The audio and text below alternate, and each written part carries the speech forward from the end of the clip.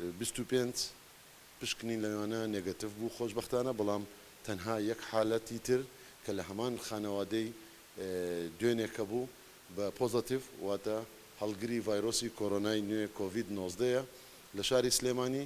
کە هەمان خانەوادەی ئەم بەڕێزانەیە کە لە وڵاتی ئێران ماوەیەک بە لێستا گەڕابنەوە و کەرەنتی بوون لە شوێنی جیاکراوە دوای بە دواداچوونی تەندروستی و چاودێریکردنیان لە پشکنینەکان بووە پێنجەمین حالەتی توشبوو بە ڤایرۆسی کۆرۆنای نوێ لە هەرێمی کوردستان. بەڕێزان،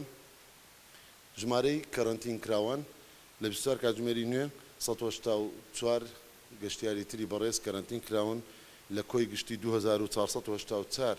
هاوڵاتی بەڕێز لە خوشکوبرایانمان لە کەرەنتین و جیاکراون لەژێر چاودێری تەندروستی کە لە 27 شوێن لەناو شار و قەزاکان و ناحیەکان ئەم شوێنانەی کە بۆیان تایبەت کراوە و هۆڵەکانی جیاکردنەوە و داخلکردنی نەخۆش و نەخۆشخانەکان و سنتەرەکان لە 18 شوێندا لە هەموو شوێنەکان جیاکراوەیە بۆی هەر گومان لێکراوێک تا پشکنەکەی دەردەچێت دواتر ئەگەر توشبوو بوو بەم نەخۆشیە چاودێری